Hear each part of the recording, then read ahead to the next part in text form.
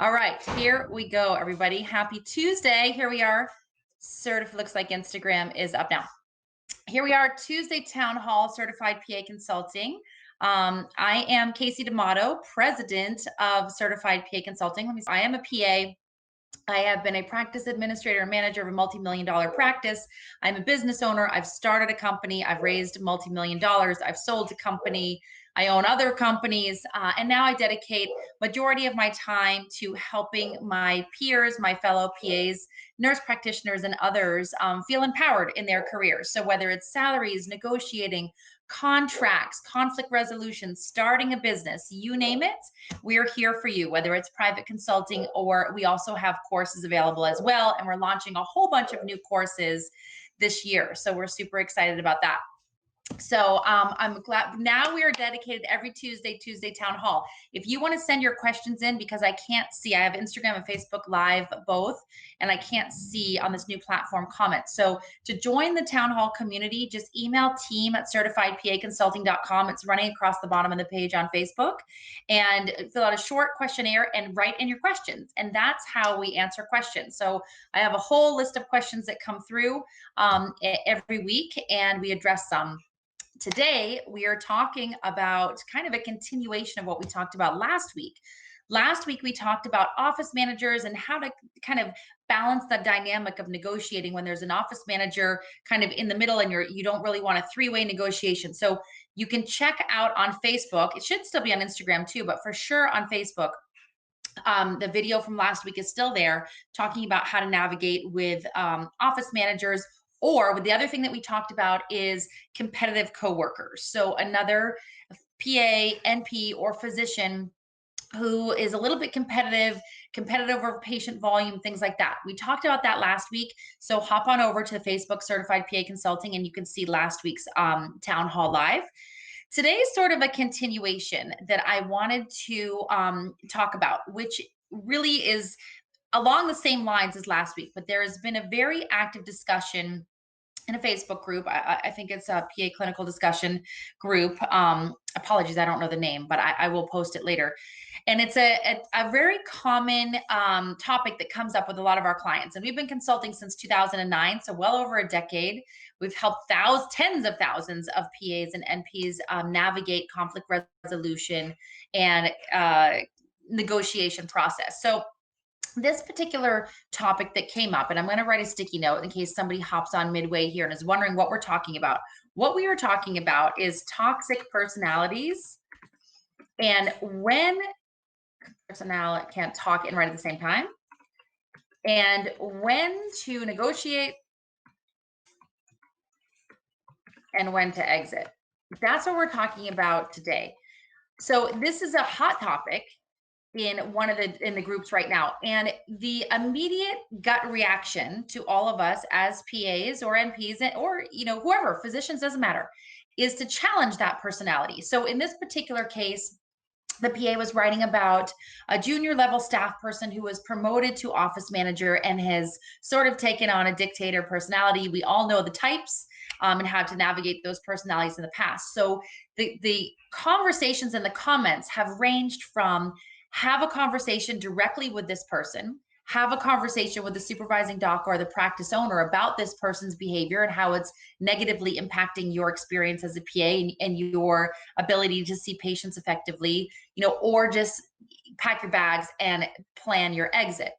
And there's quite a few comments going on in this thread. And so I wanted to take the time to talk about it because this comes up all the time for people, is how to navigate personalities like this. And this is not unique to us as PAs. This happens in every single industry. Nobody likes somebody else telling them what to do, whether it's a junior staff person who's been promoted, whether it is an existing office manager, whether it is a supervising doc or practice owner who sort of has that dictator personality. Nobody likes to be told what to do and be criticized all the time in any industry. It's not just medicine. It's not just PAs. This happens in education to teachers, with administrators, and this happens, all over in every industry. Nobody likes to be told what to do or criticized on a daily basis or micromanaged. People like to be empowered. So the question is, how do you navigate these personalities?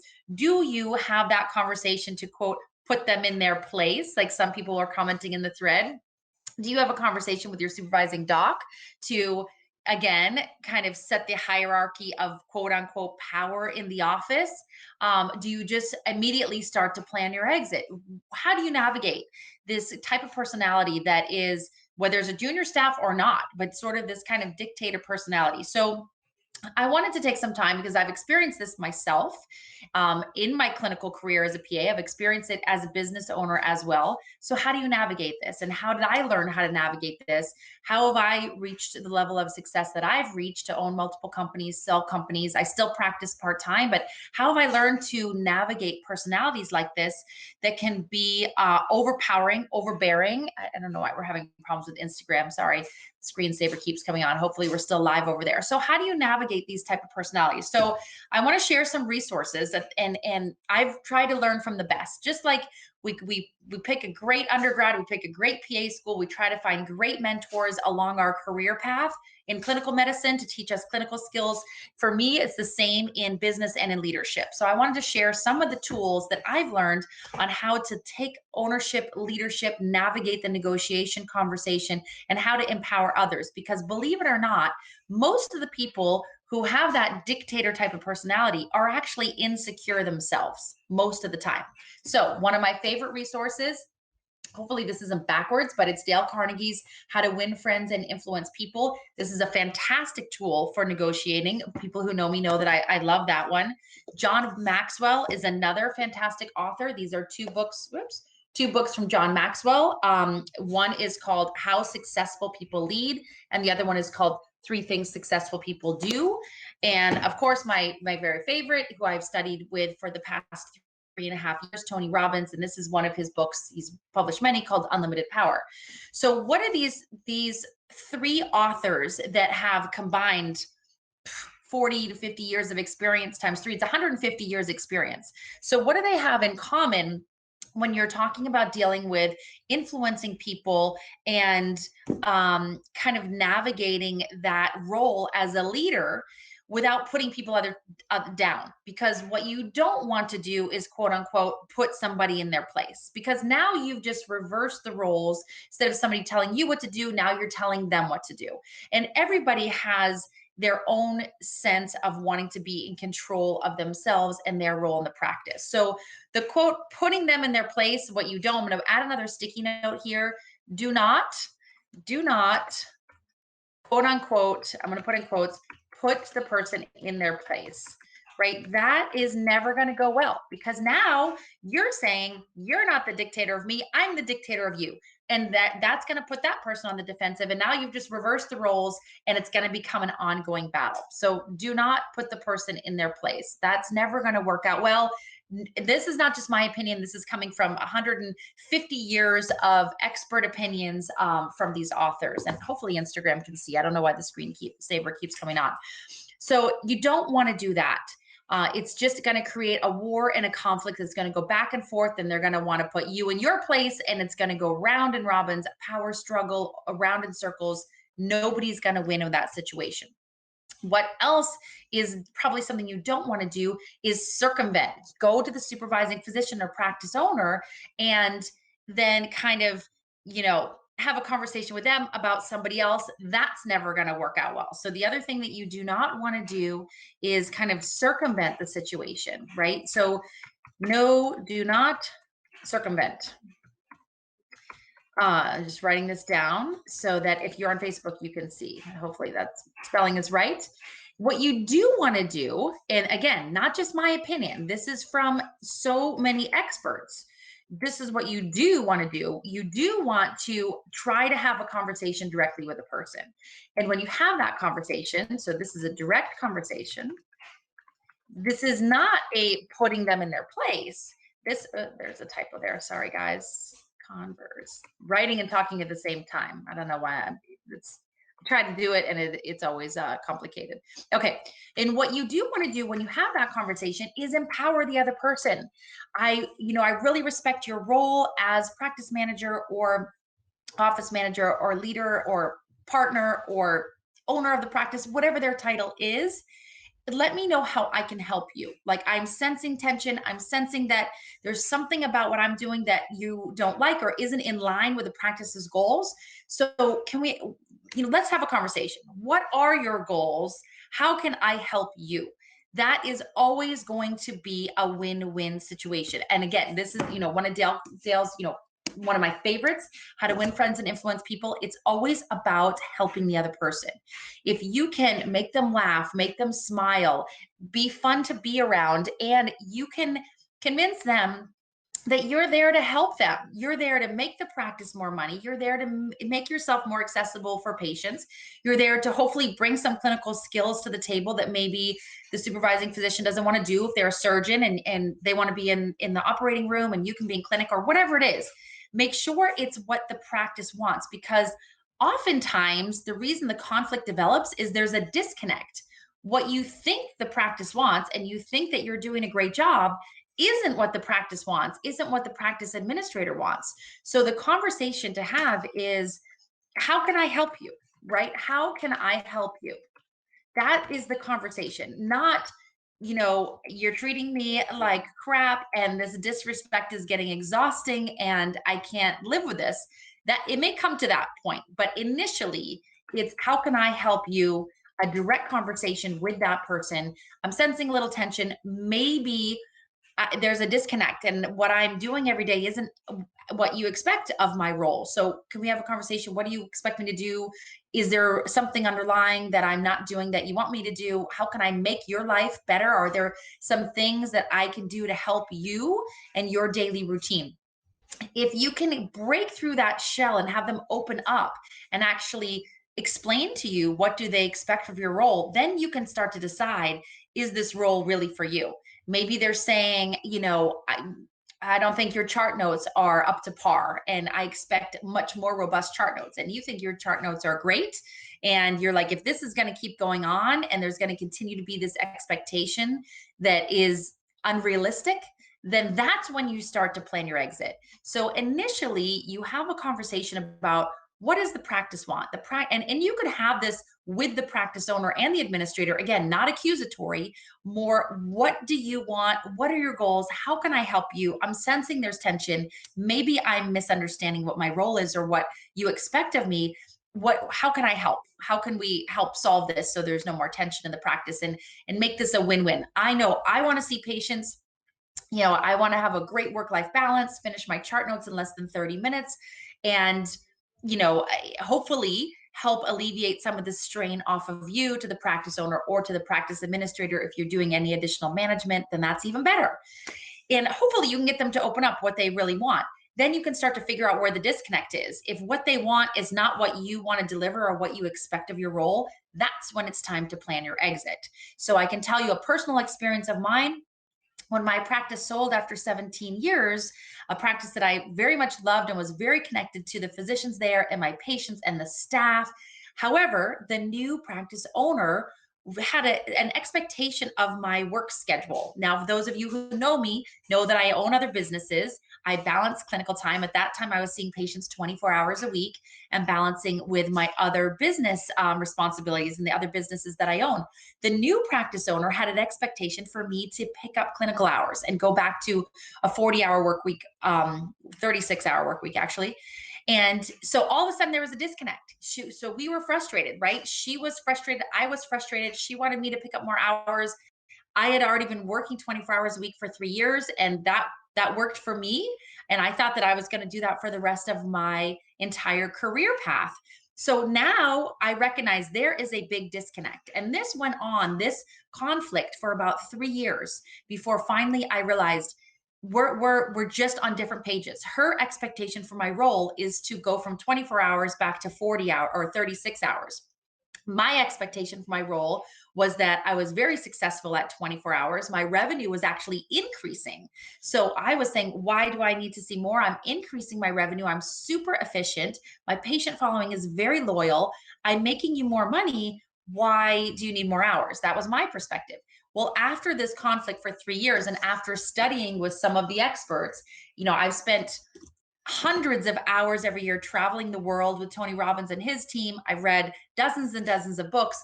I finally came to the realization for myself, which is why I'm dedicating 2021 to helping my peers.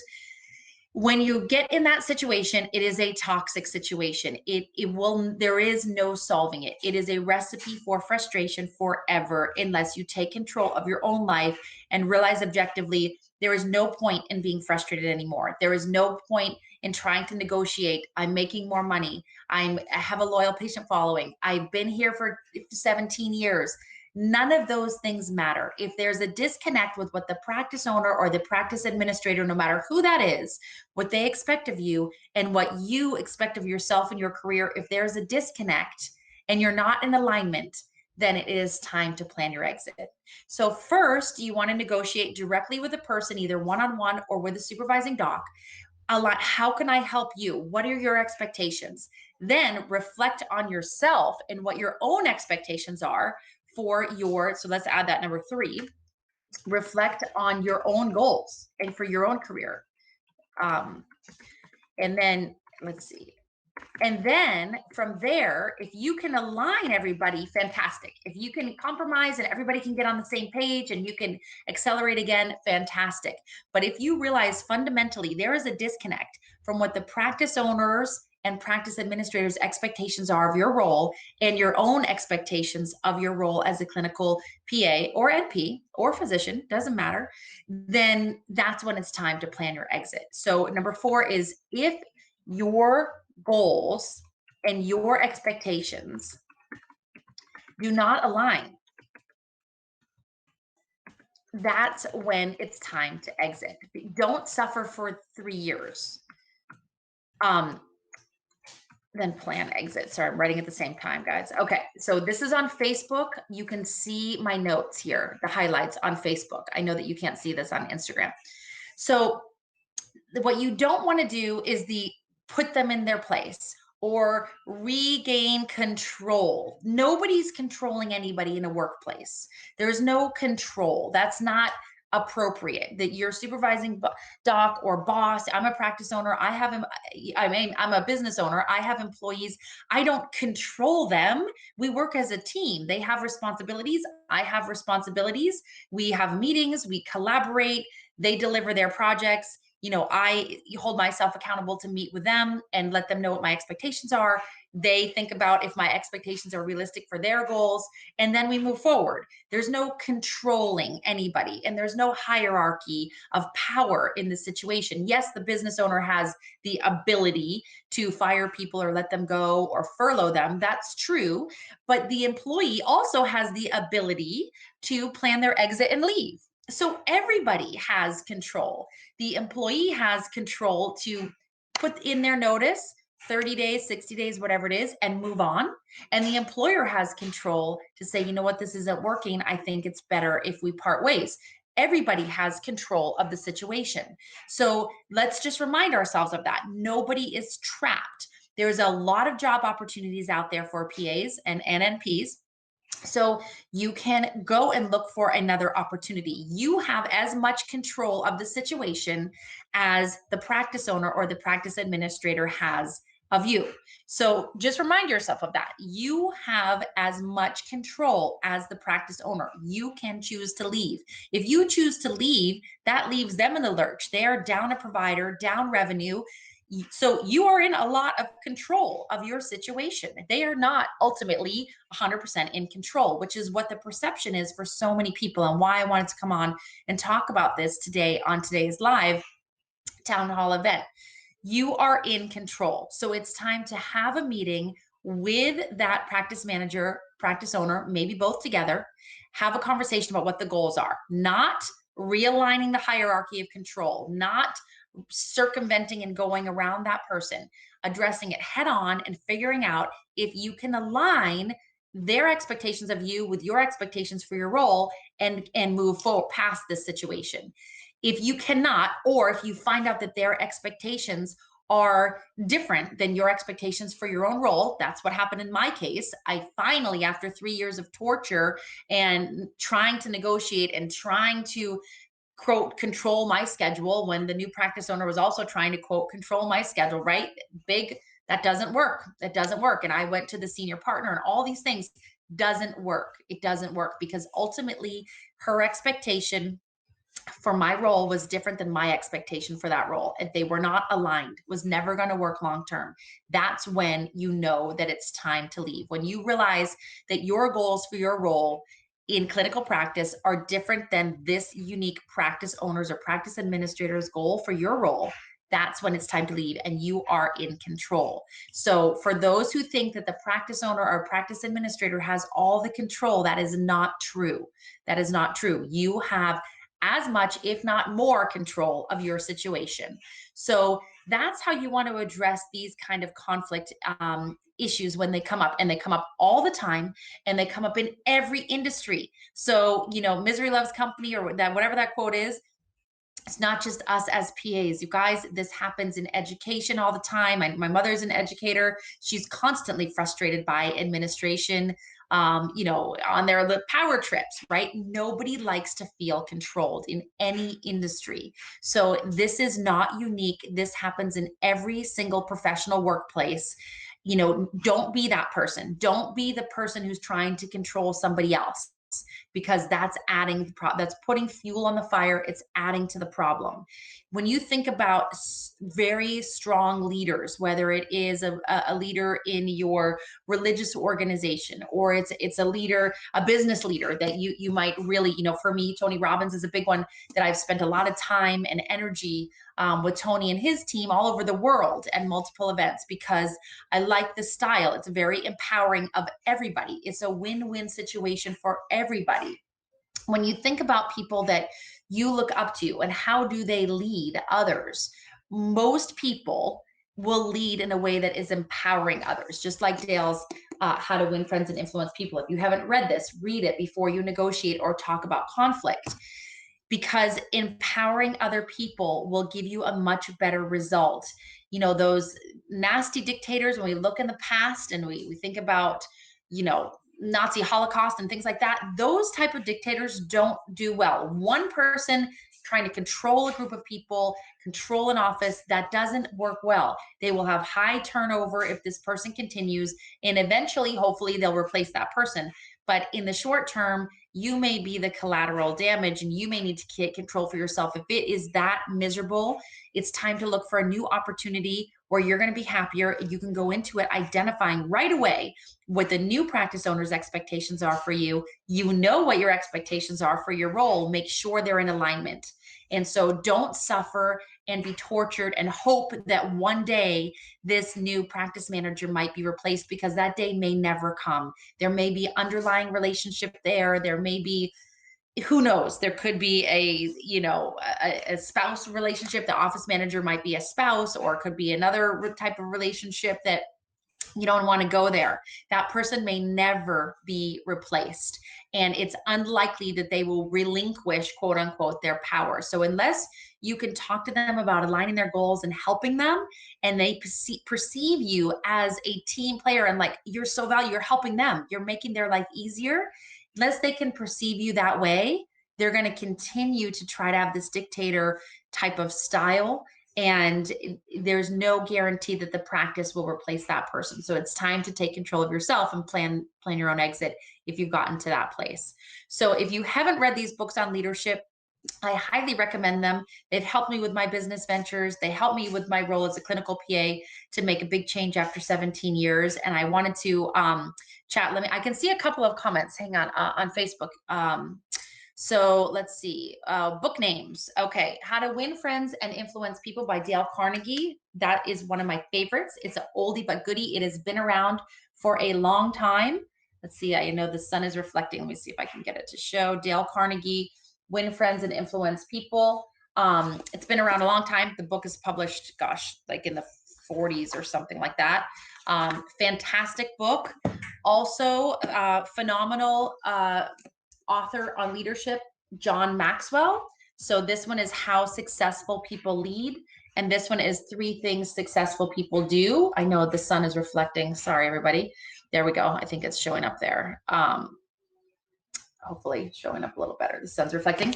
And the last one, I've read almost all of Tony's books, but Anthony Robbins, Unlimited Power. Let me see if I can get out of the sun there. Is another. All the Tony books are great. So these are just a couple of my favorites on leadership. I like these. When you think about strong leaders, they're always empowering other people, not putting other people down, no matter what their role is, no matter if it is in medicine, if it's a medical assistant, if it's a receptionist, if it's a billing office. It doesn't matter what the title is at the end of the name. Oh, PA, NP, MD, whatever. The point is, we all need to work together in a practice or in a hospital setting, and all unify and all empower each other to help each other succeed in our individual roles. And that's what these authors talk about. So hopefully that helped. And okay, book names, we got that.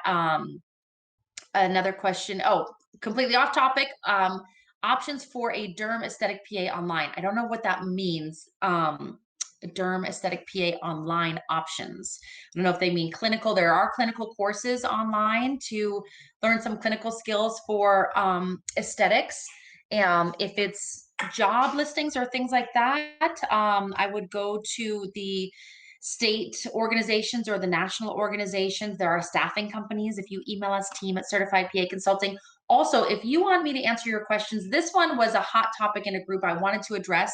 There are a lot of other questions that have come in. Email team at Certified PA Consulting. We'll send you a brief questionnaire and you can write your questions there, and I will address as many as I can on the Facebook Lives. A couple other questions that came in this week that I can touch on pretty quickly. One was how to calculate your cost to practice. This is really important, particularly in private practice. It can be important in hospital negotiations, a little different, but private practice, it is super important right now to think like a business owner. If you're not thinking like a business owner during this time of the pandemic, your negotiating is going to be a lot tougher. So to think like a business owner, you need to realize what you're costing the practice. Your cost is your salary, your bonus, the cost of all of your benefits, everything in your benefit package, which I promise you, it's going to be like 20,000 to 150,000, and the cost of dedicated staff. If you have a person with you all the time, medical assistant, scribe, whatever it is, if you have somebody with you all the time, allocate that. It's not a benefit. That's a different issue. But the reason why you want to consider your cost of practice is that your collections, your revenue need to cover all of those things. That's how businesses operate, right? Money comes in and money goes out. The money you generate needs to cover those things. So that's how you calculate your cost of practice. You add those things up and divide by your annual collections. And that's where you get your cost of practice percentage, which is super important when you need to negotiate. So stay tuned for more on that. Other quick things before I sign off here, because I realize we're just at the 30-minute mark and I have another meeting. We are going to be doing a free webinar series, Salaries, Money, Negotiating Business. It's kicking off the first week of February. If you want to make sure that you're first to know, make sure you are subscribed to the Certified PA Consulting newsletter. If you go to certifiedpaconsulting.com, just sign up for the newsletter. You'll be the first to get the invitations. Also on the Facebook page and Instagram page, we'll let you know. Free webinar series. We have so many amazing people coming on for guests, talking about student loans, talking about negotiating, high performing, highly successful PA panels coming out, talking about what they do and how they do it, and everything in between. Non-clinical roles, we're talking about side hustles, we're talking about. So if you're interested in the business side of being a PA, avoiding career burnout, make sure that you are subscribed to our newsletter, because we have a free webinar series coming out. For those who are negotiating, of course, we have private one-on-one consulting, and our master class is coming back the last week of February, first week of March. So again, if you're subscribed to the newsletter, you will be informed of the masterclass.